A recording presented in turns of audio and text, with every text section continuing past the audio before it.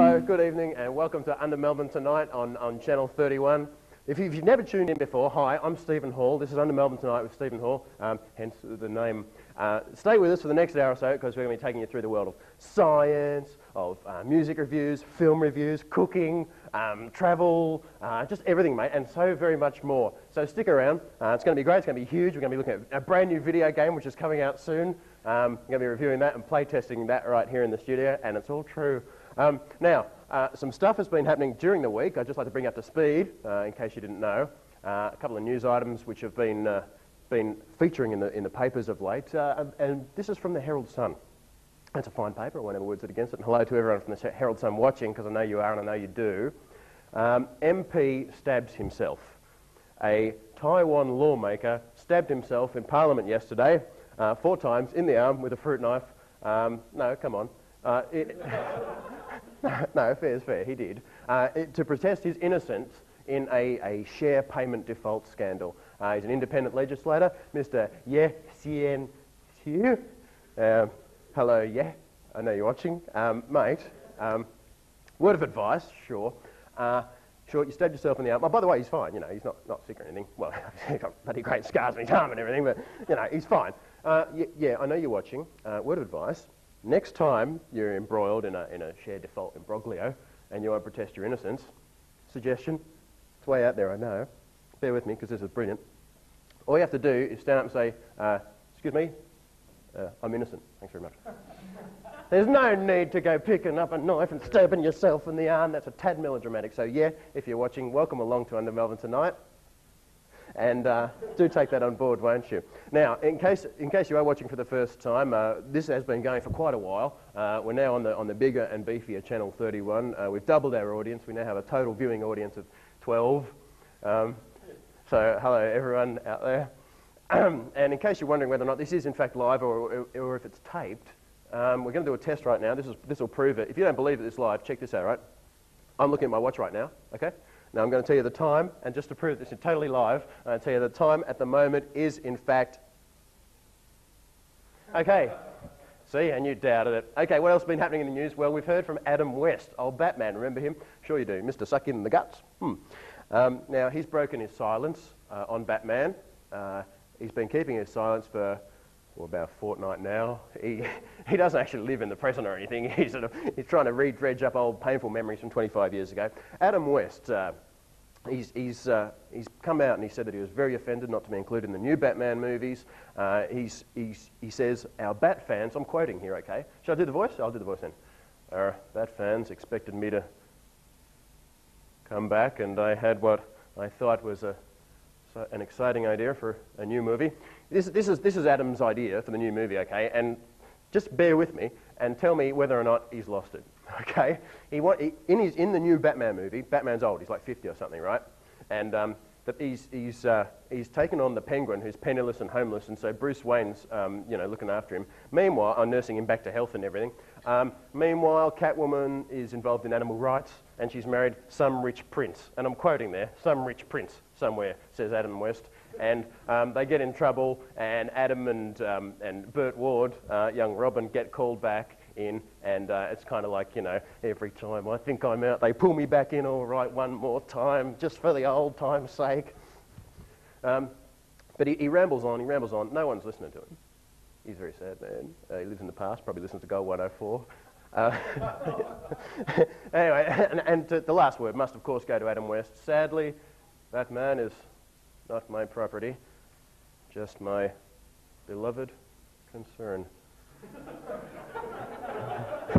That's what he said. What a poignant man he is. We've got time for another news. Oh, in the moment, we're going to cross to a radical new experiment, which is, you know, completely original. We didn't rip it off any of Tonight shows in America ever. It's brand new, and we just thought it up just before. Anyway, we've got time for one more news article. Oh, this is cool. This is from the Age. 1 matador, 7 bulls, 8,800 women. This is coverage of a bullfight over there in Spain, where they do bullfights, which is a good place for it and everything. The matador was called Torero Jesulin, which means Little Jesus. Torero Little Jesus de Ubrique, and that's that's up to him. That's fine. So it was a women-only thing. So he's running around, he's killing this animal slowly, and the women are getting pretty excited by this, and they started yelling out stuff, right? And they're yelling out, and this is quoting once again, translated from the Spanish, because let's see that, I just spat then. This is quoting from the Spanish. Men out, little Jesus, you've got balls. I just picture little Jesus, and they go, oh, all right, thanks very much. Oh, excuse me, didn't know about that. I've got to make a call. So what happened? He's running around. He kills the bull, running around in his little, prissy little Camelco alfoil suit. And one of the women screams out, "Little Jesus, I want your baby." And he didn't have one, see, so she couldn't have it. But then that was lucky because this other woman came along and she said, "Little Jesus," and she handed him the baby. And so little Jesus took the baby and it started crying, and he's not very good with babies because it was, he's a bullfighter and that, and he, kills animals and things. And so it happened just at the right time so that he could hand it back to the woman who said, "Little Jesus, I want your baby." So he got the baby from this one woman, and the other woman said, "Little Jesus, I want your baby." And he said, "Oh, stroke of luck." Well, I'm not very good with babies. Here you go, thanks very much. So good on you, little Jesus. And no, because I know he watches, of course he does.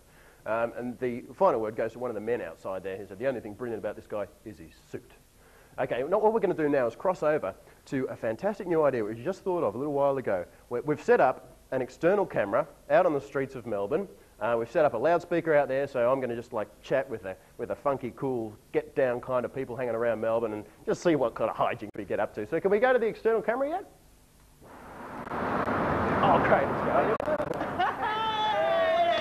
Yeah, okay, looks like I have a couple of likely lads down there. I wonder if they can hear us. Hello, can you hear me? Hello, this is Under Melbourne Tonight, RMI TV. Can you? Hi guys. Guys, yeah, hi, how are you going? So what are you guys up to? Oh, yes, great. Okay, right, that's great. Thanks very much for that. Yeah, thanks. Oh, geez. Good idea, the external camera, wouldn't you say? We'll go back to it later on and see if the citizens of Melbourne have snapped up their act a bit. Geez, I don't know, those wayward rogue citizens of Melbourne. Time now to move on to the first segment. It's a cooking segment, so get the pens out. There's a recipe involved, there's a bit of advice. We've got everything in this show, I tell you. So coming up now, we have cooking with Kerry Ann Keeley and Carlos Raven. 1, 2, 3.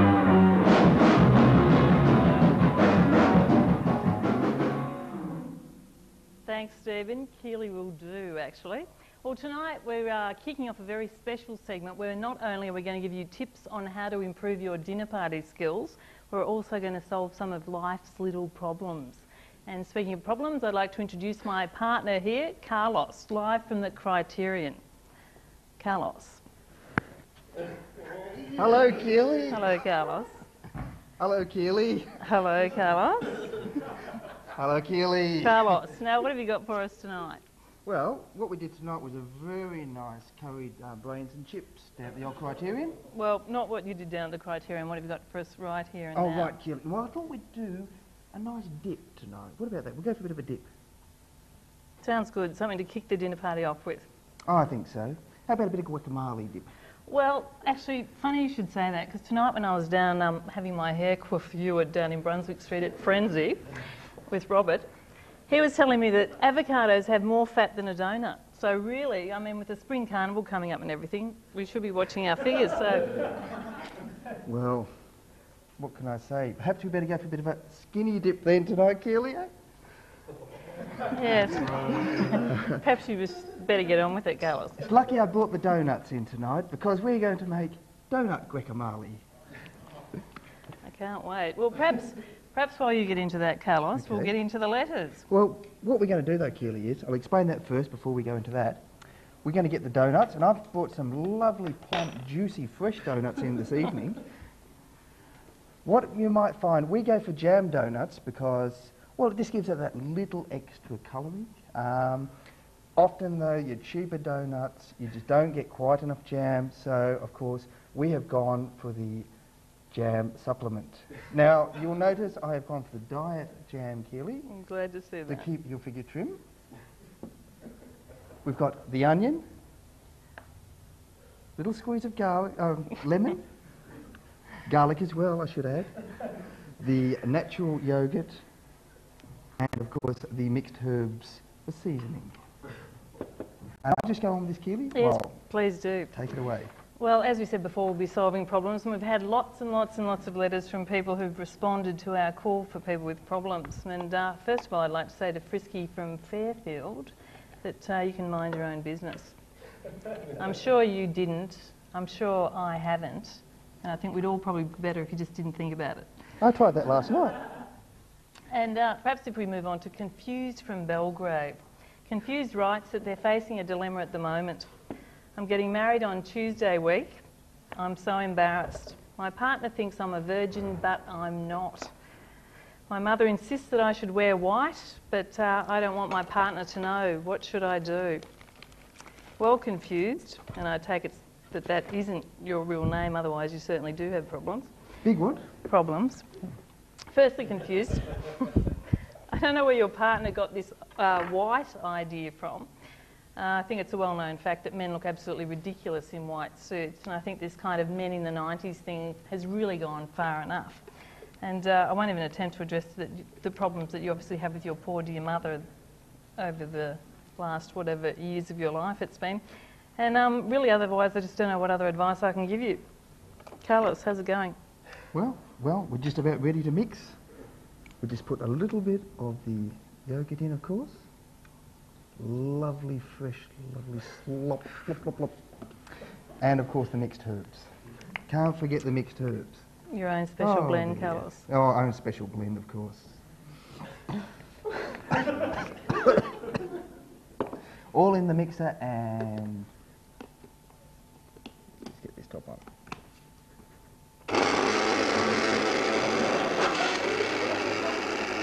Just look at that.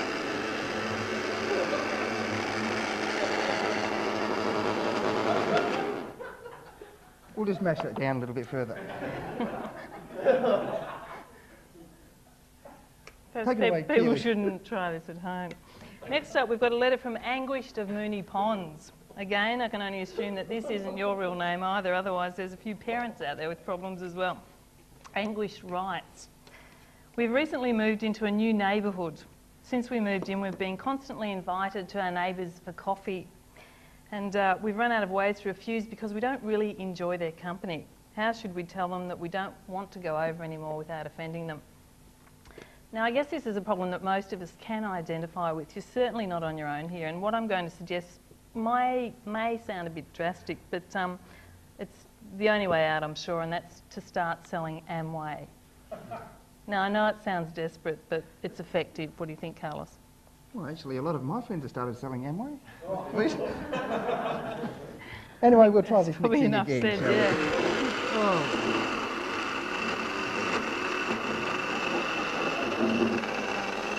I don't know if we can get a shot of that.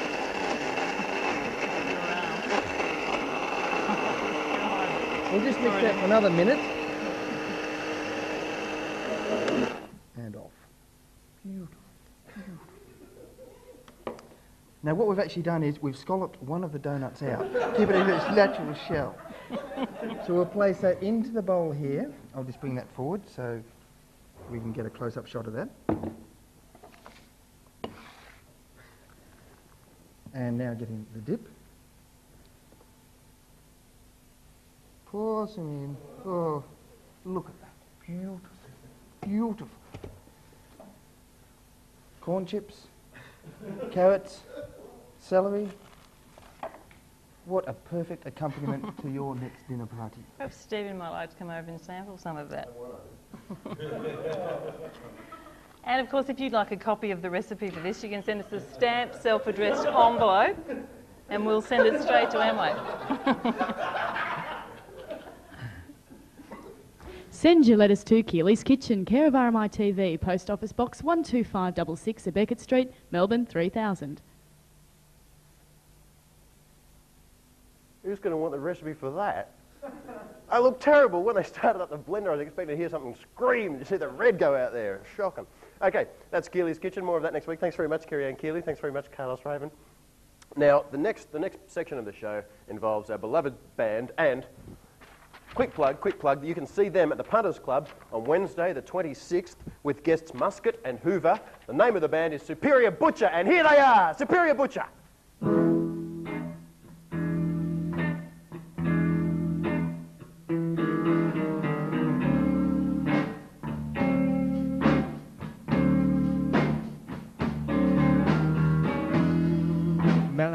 like madness, come and take me away.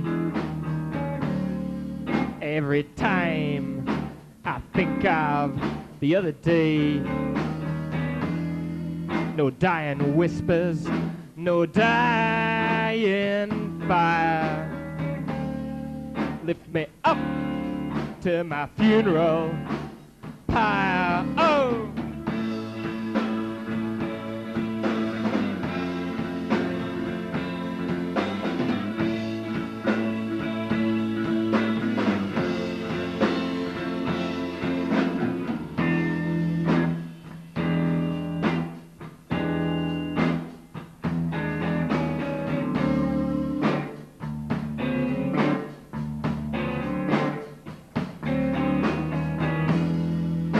Death of the universe, just too much to handle.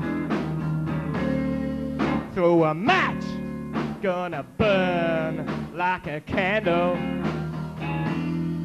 Last cigarette, now there's nothing left to drink. Could be why I'm finding it so hard just to think. Oh!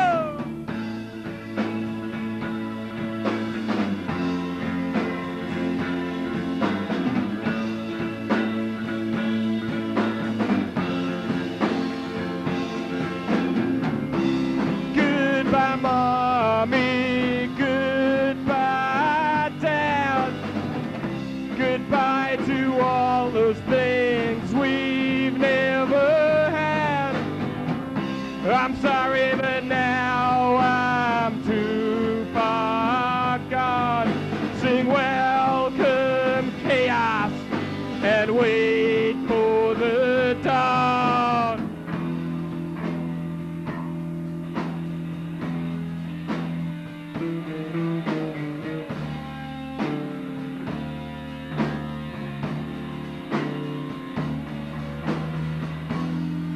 I know a homeboy hippie who could do much worse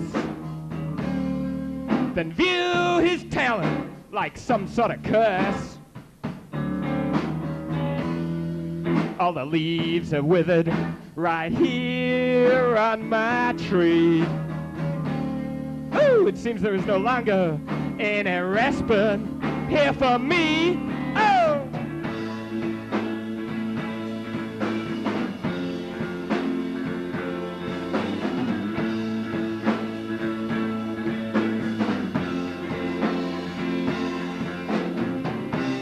Goodbye, Mommy, goodbye, Dad. Goodbye to all those things we've never had. I'm sorry, but now I'm too far gone. Sing welcome chaos and wait for the dawn. Sing welcome chaos and wait for the dawn. Sing welcome chaos and wait for the dawn. Sing welcome chaos and wait for the dawn.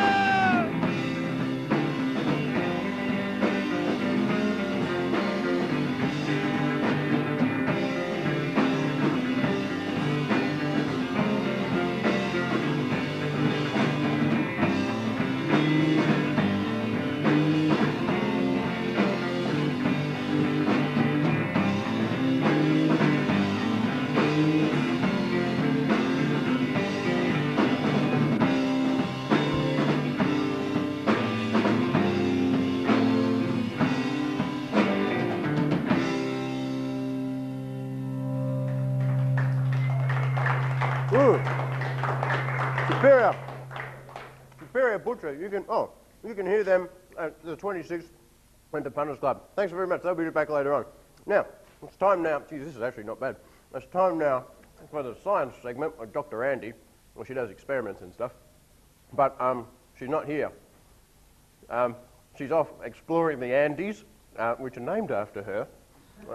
Not many people know that because it's just not true. But so she hasn't got a science segment tonight, but here's one that we prepared earlier. ages ago. It was pretty good, if I remember rightly.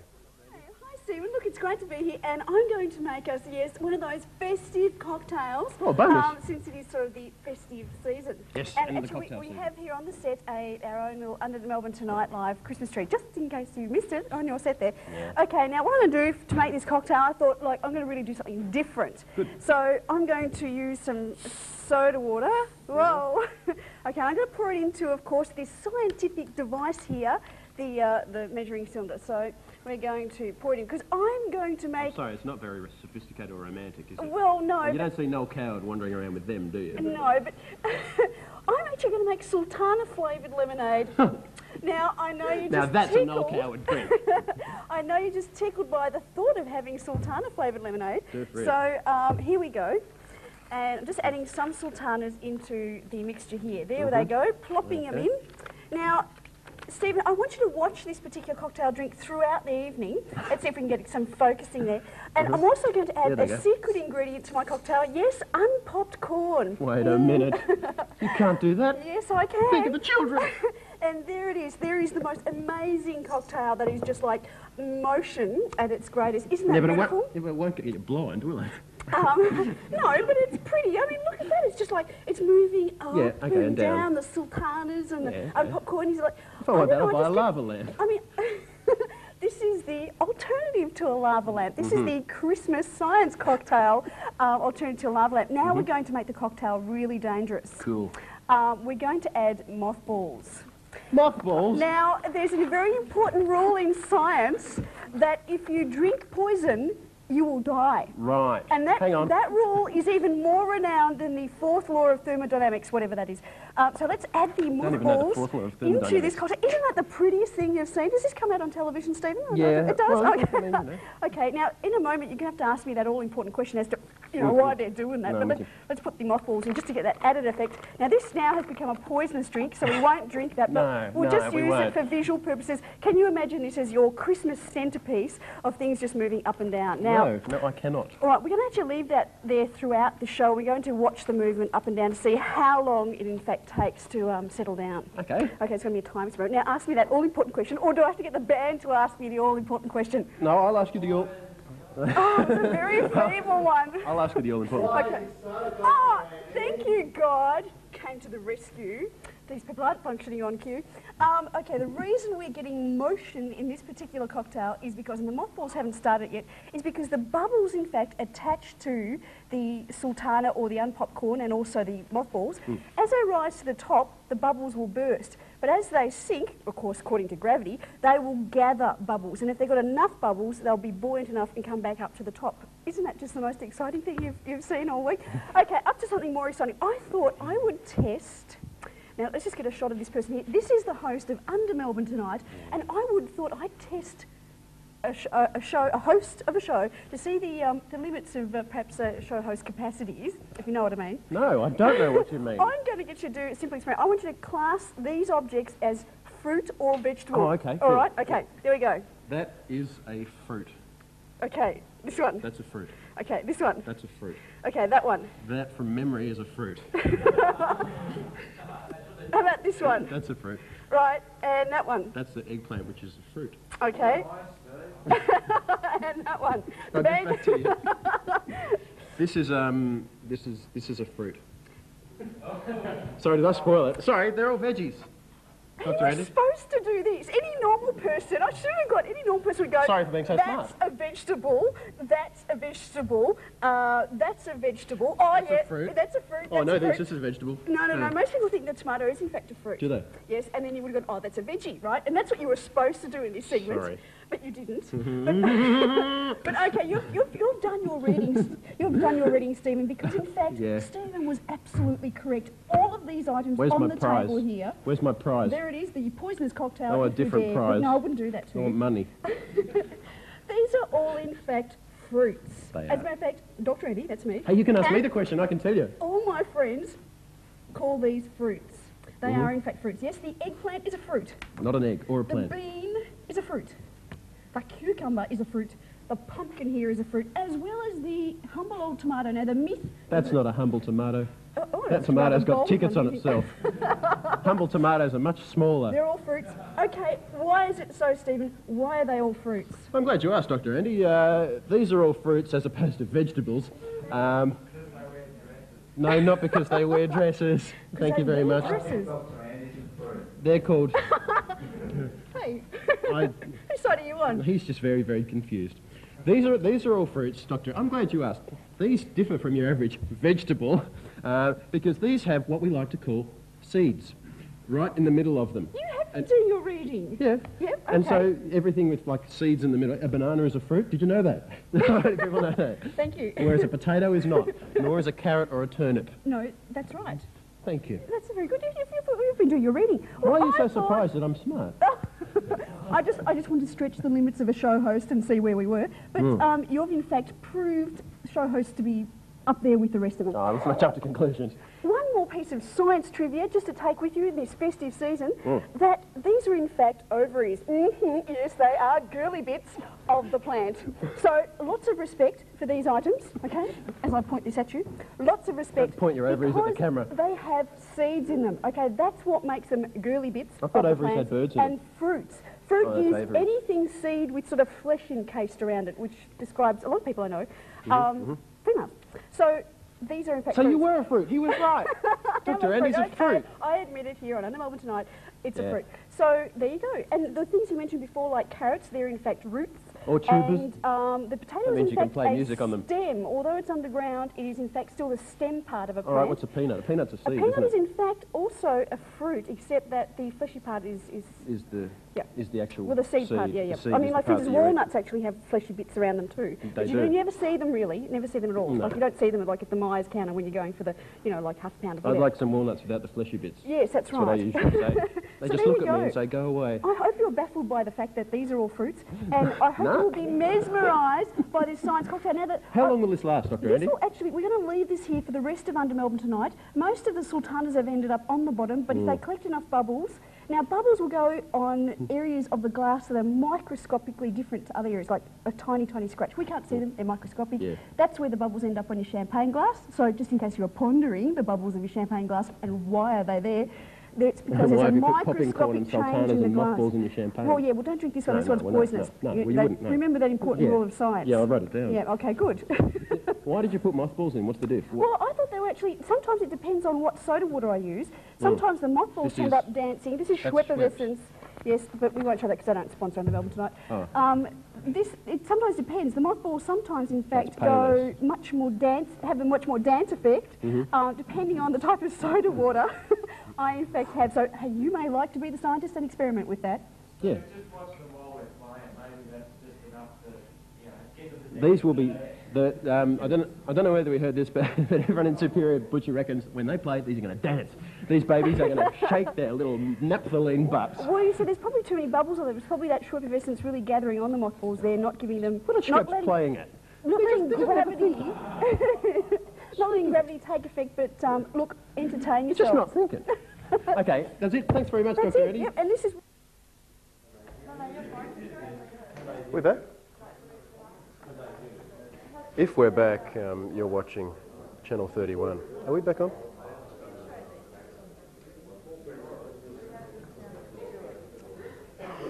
Hi. How you going? Are we on? We are on. Okay, Steve, you're just about to be on. Don't. You'll Well, always be on camera here, but I'll be pointing to it.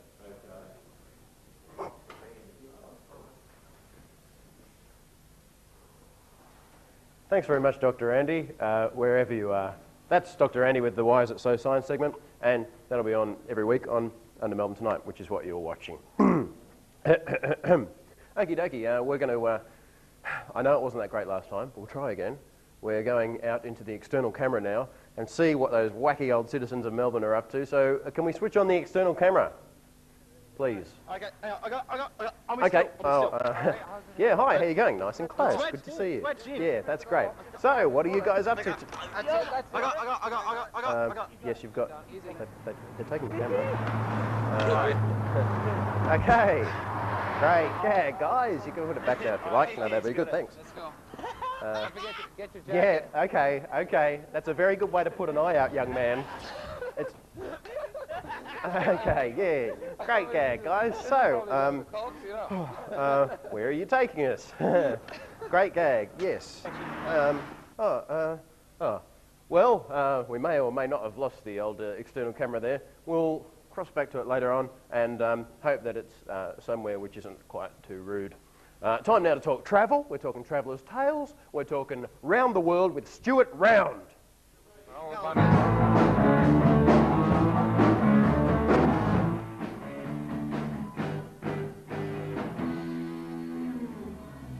Hi, Stuart. Hi, Stephen. Good to see you. You're Good looking to- great. Thanks very much. So are you? That's a great tan you've got there. Where have you been lately? Nowhere near as exciting as you, I'll be bound. Well, look, I've just come on to give a couple of tips about travel. Great. And I've got a few little tips because I've travelled quite extensively myself. You blowing your own horn there? Oh, well, please. Sorry. I know this is an adult show, but the first thing I would recommend to anyone who's considering travelling, get quotes. And from several companies, not Byron, just one. Shakespeare, Wordsworth, that kind of deal? I don't know what you mean. No. But get quotes from several companies and just make certain that you get a good price, because most companies will bring the price down if you can get a better deal. The second thing is take out insurance. It's very, very important, especially if you're going to extraordinary countries like South America or to Africa. And if you are going to South America, it makes a great deal of sense to take this very small object. Do you know what this is? I've Steve? literally no idea. You've no idea? Literally. It's called a plug. Oh. It's called a plug, and there is one thing in South America that you will just never find in any village, in any city, and that is a plug. And this is it was a wonderful suggestion that was made to me by a travel agent here in Melbourne, in this very city, who'd travelled over there. She said, Stuart, before anything else, buy a plug in Australia. Yep. But- Why are they plugless? I don't know. Oh. I don't know.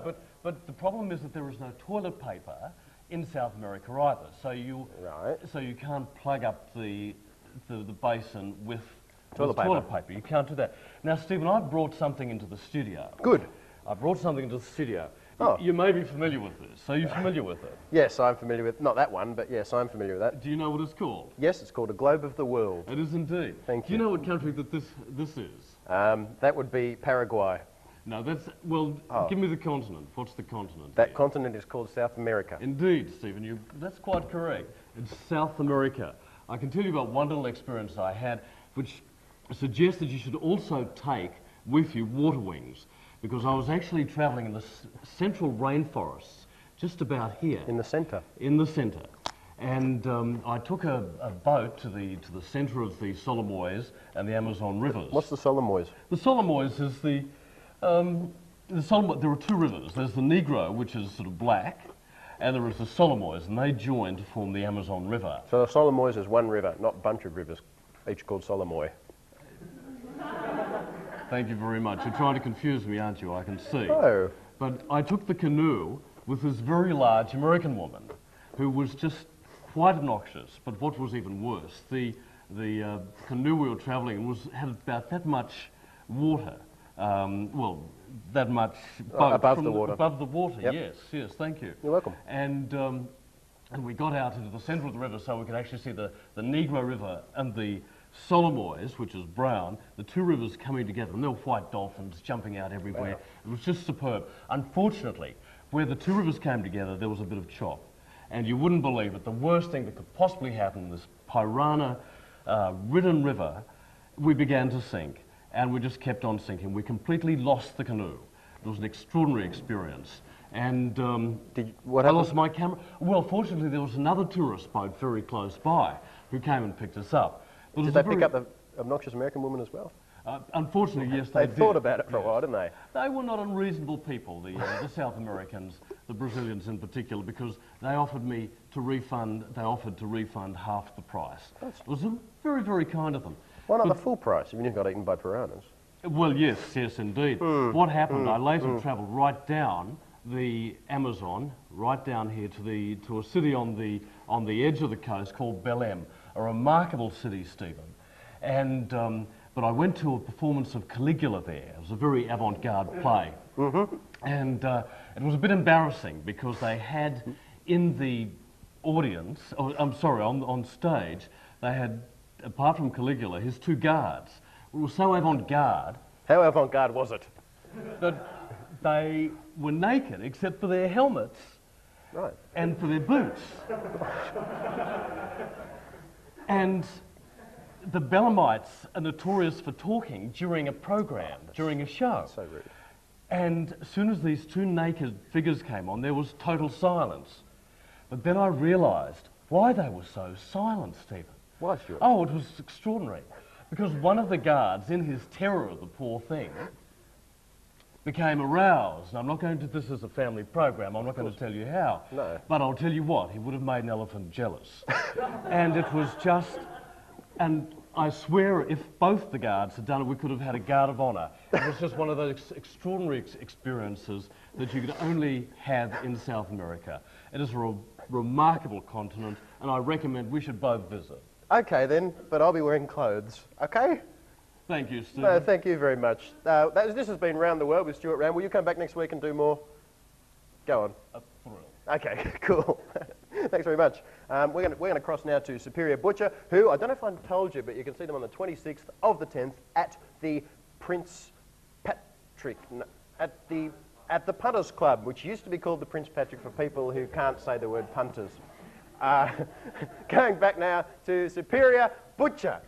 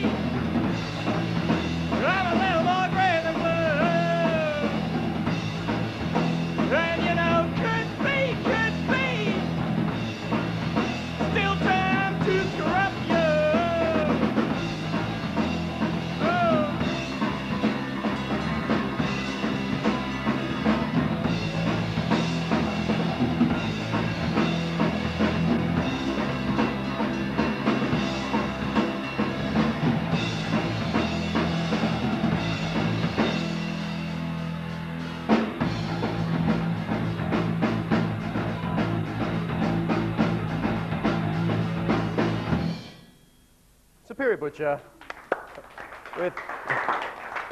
Butcher with the love theme from Dr. Zhivago, done their very own special way. Now, it's time now to go film reviews. If you don't know what films to go and see, here's the poop, here's the hot goss. We've got film reviews with our resident film reviewer, James the Hound Dog.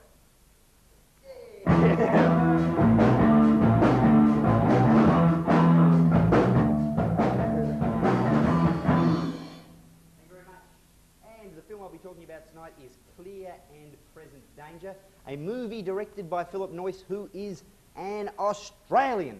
And we love that, of course. He's directed Newsfront, Dead Calm. He did Patriot Games, the last film with Harrison Ford in it as Jack Ryan. But the important thing is the man did direct a film called Blind Fury. Now, this film was an absolute turkey. I'm the only person I know in Melbourne who went and saw it. Starred Rutger Hauer. I rang up, to give you an idea of how bad Blind Fury was, I rang up and said, excuse me, when is it on? And they said, when can you make it? But anyway, he's made a recovery, the man, and he's come back and making heaps of money over in Hollywood, the Australian Philip Noyce. And this is not a bad picture. Of course, it's based on the novel by Tom Clancy. He gave us Hunt for Red October and Patriot Games. These days when he's not writing novels, he's just in a bathtub with all his money, just splashing it around because he's doing so well. And this particular film, as I said before, Harrison Ford as Jack Ryan. Harrison Ford, world's most famous Scar. And Admiral Greer, or is it Gear? I think it's Greer, is played by James Earl Jones. Now, he's the deputy head of intelligence or something in the CIA. Very famous, big black guy with glasses. What I think is most ironic about the fact that James Earl Jones is playing this kind of deputy figure in the CIA is that we know that James Earl Jones was Darth Vader, or at least provided the voice for Darth Vader. So who would have thought that Darth Vader was working for the CIA? And at this point, I thought we'd have a bit of a look at a clip. I'll just tell you that in this film, Jack Ryan, normally the CIA analyst, because of the sickness of his buddy, because of Darth's sickness, got something in his throat, I suppose, because of his sickness, he gets promoted to that position, temporary deputy director of intelligence. Now, here's a snappy little scene with Ford and Darth. Let's see how it goes. Ironic when you think about it, because Harrison Ford was Han Solo. I only just realised that. I'm an idiot. Anyway, getting back to the review of Clear and Present Danger, you are wondering why the title Clear and Present Danger? Well, if there is a clear and present danger to the national security of the US, then you're allowed to use military force. And what's happening in this film is that there's the old political issue of whether or not you can use military force in the war on drugs. Now, what is the story with this war on drugs? Because I want to enrol. I know quite a few friends of mine, they want to be in the front line, and I think you know what I mean. But anyway, what this means is the film gets to be set both in Washington, D.C. and Bogota, Colombia. So you get the two nice sort of locales. The other important cast member, I suppose you'd say, is Clark, who's kind of doing the work, the espionage. What a great word espionage is. Great name for a cologne. He's doing the espionage work down in Colombia, and he's played by Willem Dafoe, who we loved. Didn't we love him as the sleaze in Wild at Heart? I think that's his greatest role. Also, you've got the bad drug leader, Escobedo, or something like that, Scooby-Doo, and his little buddy, Cortez. Cortez used to do some work in Cuba and blah, blah, blah, blah. But I noticed in the credits, and I always like to stick around for the credits because you never know what you're going to read, way down about the 94th listed person, Judge Moore, played by Dean Jones. Great to see that he's getting some work after he quit the Australian cricket side, I thought. Now, this film is reminiscent of Fact, of course, with the Iran-Contra scandal, Oliver North, etc. That scandal always interested me because one of the senior figures in the American sort of wartime figures there was a guy called Poindexter. Now, what kind of a life would have he had as a kid, going through life as Poindexter? At any rate, I suppose importantly the film has got an action element, covert action, love that word covert, down in the Colombian jungles as they're fighting this war against drugs, a war they shouldn't be fighting because you're not allowed to do it unless you're telling the public, and issues of loyalty to your country, loyalty to your president. Trust, can you trust your president, can you trust your politicians, and morality, the question of whether it's moral to fight the drug war in an illegal fashion. What I liked about this film was the use of modern technology. It is amazing to sit there and think that they can, record our mobile telephone conversations in a satellite that's way above our heads. And of course, they had smart bombs in this film. I mean, I'm just trying to come to terms with smart drinks. These smart bombs will certainly blow your head off. But I suppose in the end, despite the fact that this is a lengthy film about espionage with political intrigue, with all the sort of backroom dealings in Washington, ultimately a lot of people enjoy it for the fact that it is an action film. And of course, even in the Indiana Jones sort of nature of action that we expect from Harrison Ford, we do get to see a little bit. And we're going to have a bit of an action scene now. When you see Willem Dafoe, this is going to be lost in our younger audiences, I think you'll find that he does actually have a striking resemblance to Brian Jones, the former Rolling Stones member who died way back in '69. That's just my opinion. But anyway, action of the helicopter variety with Harrison Ford, Willem Dafoe. Let's have a look. Ah, will he make it, you wonder? Will he make it? I don't know. Anyway, in summary, the film Clear and Present Danger I thought was a fine film of its type, and I say that bearing in mind that I thought Patriot Games bit the big one for this film. A nice bounce back for Noisy Baby and for this particular film starring the world's most famous star. That's it from James the Hound Dog on the film review segment on Under Melbourne Tonight. Look forward to seeing you at approximately the same time next week. Back to you, Steve. Perhaps not. Whatever you like. Isn't this a great T-shirt, by the way? Charles Bukowski. Under Melbourne Tonight is brought to you by Melbourne's own 3RRR, 102.7 on your FM dial. Oh, and I'm just handing you the mic. Well, might as well. Okay, thanks very much, James. Thanks very much, Phil Noyce. Thanks very much, Harrison Ford. Thanks very much, Darth Vader. Now, I'd like to introduce a friend of mine, Rastus. Hi, Rastus. How you doing, Mr. Watto? Okay, that's if that is your real name. No, it's not. That's my nickname. He calls me that. I don't know what it means. Yeah. Now, what's your role in the show? You're so I'm smart. not exactly sure. I talked to the producers before, and it turns out that I'm bringing the world into the basement here, down here with the hock and spittle that you've got on the back walls here. Hock and spittle? Hock and spittle. My favourite comedy team. I'll be bringing all the stuff, the weird stuff that happens out in the world out here, and maybe going out in the street and talking to the dudes. Oh, yeah. And dudettes, possibly, if we got that. I'm with you. Yeah. So, bearing that in mind... Actually, I had a bit of hard time getting in here tonight. I was driving in my car. Did a funny thing happen on the way here tonight? Funny thing did happen on the way here tonight. I'm driving down the freeway at about 100 kilometres an hour, which is a bit weird because I actually live about 10 minutes down the road. So I didn't need to come down the freeway at all, but I was. And driving, the sun's getting a bit in my eye, so I dropped down the visor, and a spider dropped down into my lap. Now, what do you do when a spider drops in your lap? You get out of the car, don't you? Yes. Don't matter if you're going travelling at 100 kilometres an hour, you just get out and say, here you go, spider, have a Tirana. So if anyone has seen a spider driving around Carlton, it's got my wallet as well, so it's picking up a few slabs and maybe a few pizzas. I'll be meeting it later. It's wearing leathers. If anyone's seen it, can you get in touch with me here at Under Melbourne tonight? Yes, indeed. So you've jumped out of a speeding car 100 kilometres an hour. I know. It came out pretty well, didn't it? You didn't die. I must have been in the A-team. You must, the big A. Yeah, you must have indeed. Well, I'm sorry to hear that, and once again, do phone in to Under Melbourne tonight if you have seen the aforementioned arachnid. The spider. So, what have you brought in for us tonight? I've brought in a very rare case of herpes. Wait a minute.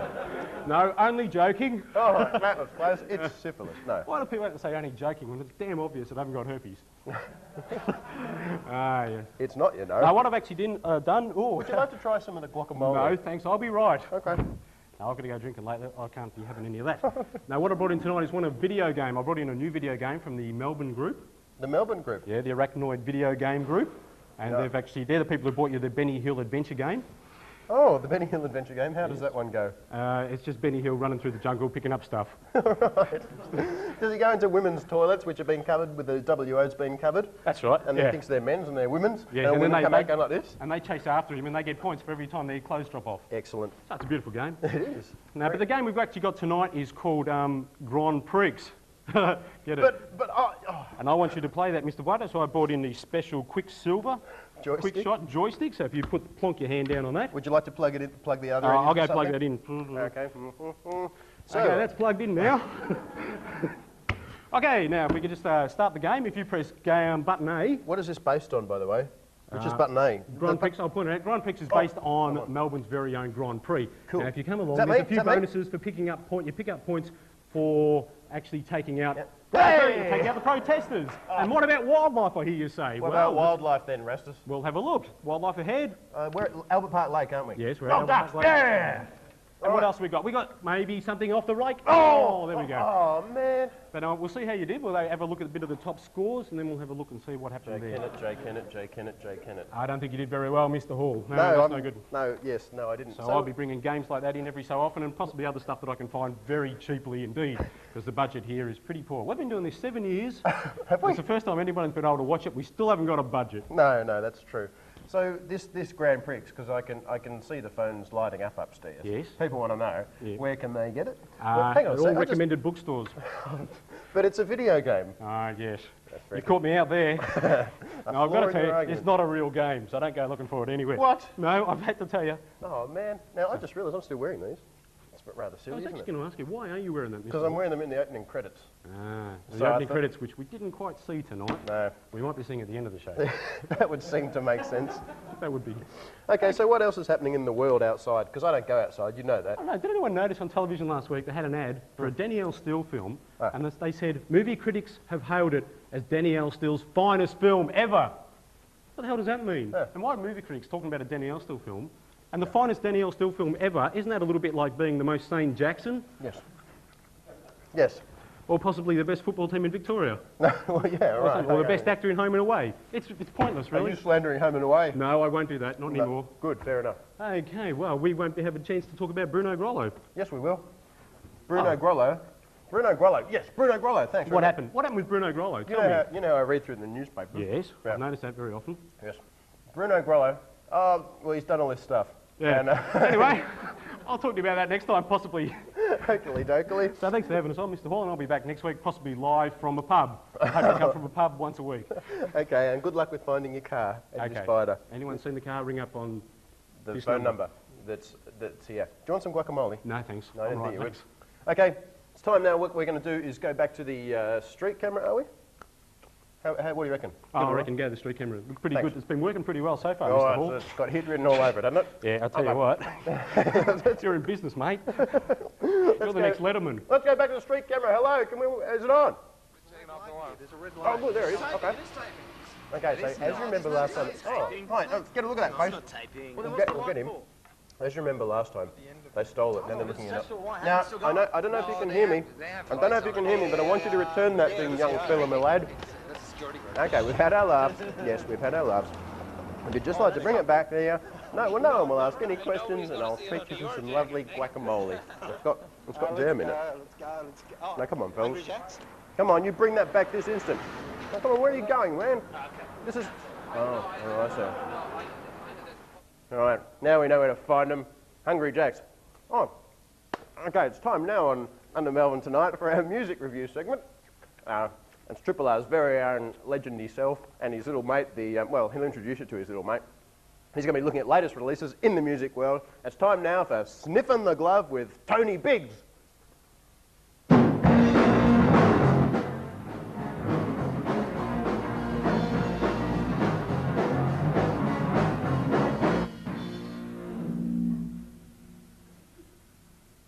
Sorry. What is that shit? Welcome to Sniffing the Glove on Under Melbourne Tonight. I'll give you a quick rundown of what this is all about. We hit the record companies on a regular basis, grab their clips, or whatever they'll give us, and present bits of them to you. This week, we've hit Mushroom, I suppose. I mean, we'll be honest, they're all from one company. Other companies, be prepared, we'll hit you in the weeks to come. And basically, we put our glove on, plunge it into that orifice of the record company, and have a sniff and see what we bring out. So, Fringe dwellers, hope you're going to some of the Fringe events as we head into Schofield land for this year. But first up this week, the Fartosaurus will make its pleasure or displeasure known. I should say its displeasure known. I don't know how it's going to make its pleasure known. We'll just pray that it doesn't. First up this week, a guy who used to be known as Prince. These days he's just a little sort of hieroglyph. So we'll call him Mr. Squiggle. He's supposed to be coming to Melbourne apparently next year. So if you see a very, very short, oddly dressed chappie, that'll be him. Just say, Mr. Squiggle. And you'll get beaten to a pulp by very, very large men who walk around with him. He's got, well, it's not actually his album. There's a new album out called 1-800-FUNK. That's N. With assorted artists that he has some produced, some written for, some he's really got nothing to do with, but they sound like him. So it's a pretty sort of laid-back album. It's not quite as sleazy as his album, Come. But he's done a duet with Marvin Gaye's daughter, Nona. So this is Prince and Nona Gaye with Love Sign. Isn't that an attractive piece of facial hair on the youngster? My word, lovely little beard he's got. Prince and Nona Gaye and a piece called Love Sign. Fartosaurus? No, I didn't think so either. Dip out, Prince. However, I'd still pay big bucks to see him live because I missed him last time. Next band we're going to have a look at, very briefly, I'll show you a full great clip at the end. Stick around for the next couple of minutes especially. I hope you've been with us all night. But our full clip this week is a ripper. However, the next bit is by a band who were out here recently. Who with? Who did they come out with? At Festival Hall with Suicide were the splendid Melbourne man who went on first. This band went on second. I can't for the life of me think who went on last. Doesn't matter. We're going to see a bit of the band who went on second. And they're called Sacred Reich. They've been around for a couple of years now. This is from, I think, third or fourth album. And the album's called Independent, which is odd because it's on a major label, but who can figure. This is Sacred Reich, anyway, with Independent.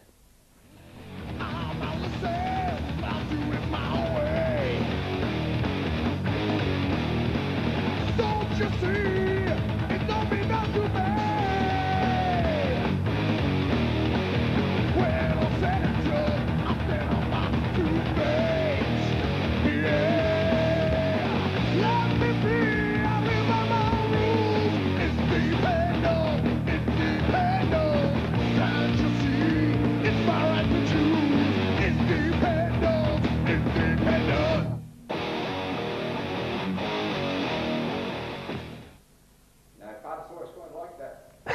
Dinosaurs quite like that. Dinosaurs stick together. Incidentally, the band they supported was Sepultura. Thank you, audience. That was Sacred Reich with the title track of their most recent album, Independent. And yes, dinosaurs do stick together. Although it's interesting, people who, a lot of the guys who sing like that, you know, when you actually hear them talk, it's the reverse of people like, you know, the nip and fix time at the kennel chappies, like Rob Halford, you know, those guys, when they talk, they have a very deep voice indeed. But these guys that sort of talk like, when they talk, they say, our next song's called, you know. What are they eating, those lads? Sacred Reich, yeah, I've missed the show, unfortunately. Can't afford everything. I can afford very little indeed. I've missed some great shows this year. Big Day Out's coming up next year. I don't want to miss that, but that's another matter entirely. Next up, Penny Flanagan. Now, some of you may recall Club Hoy, a duet Penny was part of.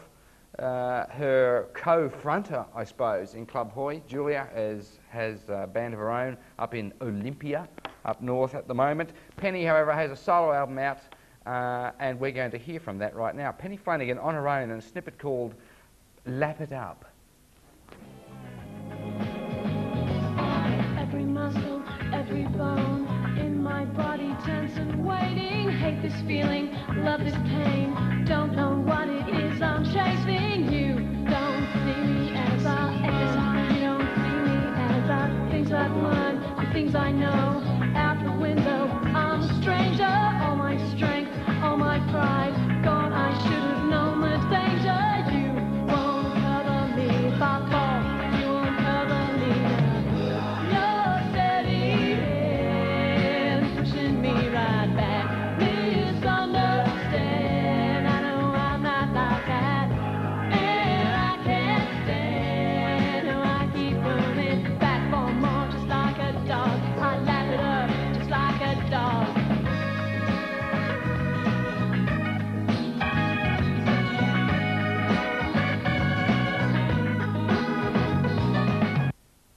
Penny Flanagan and Lap It Up. She's a bit funkier than previous, which is good to see. I'd be interested to hear what Julia's outfit sounds like too, and I'm sure she'll be down here before too long. Penny's actually been in town the last couple of weeks, I think, but as usual, I don't remember where she was. Our final clip for this evening on Sniffing the Glove. And incidentally, here's a thought. If you've got any requests, perhaps, for a bit of video you'd like to see, music related, there's a thought. Drop us a line. here on UHF 31. Yes. And our final clip for tonight is the whole thing, and this is great. A band called Killing Joke were around in the early 80s in England. They carried on for quite a while, actually, and they've turned out to be quite influential as the years have gone on. Witness the tremendous cover of The Weight that Metallica did on the Garage Days Revisited EP. And you may recall some of their big songs like Love's Like Blood and 80s and top band. Their singer only has one eyebrow, the great Jazz Coleman. He's a handsome devil. And also in the band, a chap named Youth. Strange choice of name, you know. He'll be 80 and it'll be like, you know, 80-year-old guy's named Junior. Hey, Youth! However, he's done some great work production-wise since leaving Killing Joke, including, of all things, the last Crowded House album. He's back as part of the band, and they've gone well into the technology as far as remixes. In fact, there's a dub album of the latest album, Pandemonium, coming out soon. I'm looking forward to that very much. We're going to see some good graphics here. So I'll see you, you know, about the same time next week. Do tune in. You're on UHF 31 if you've just turned on the TV and gone, what the... UHF 31. Under Melbourne tonight, this is Killing Joke and Millennium.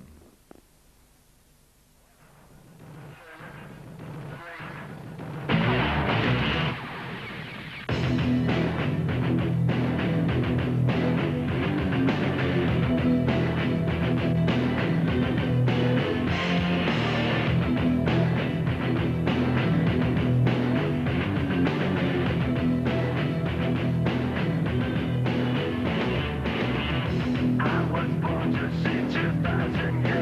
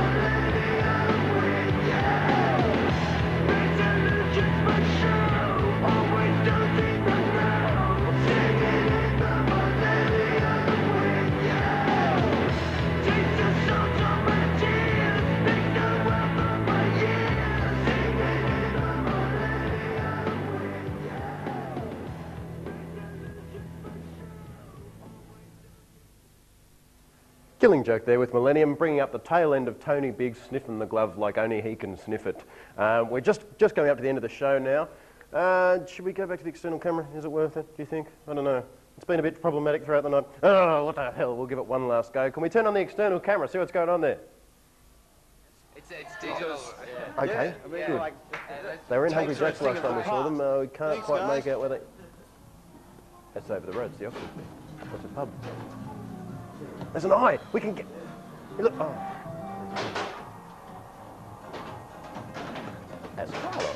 You gonna buy a camera?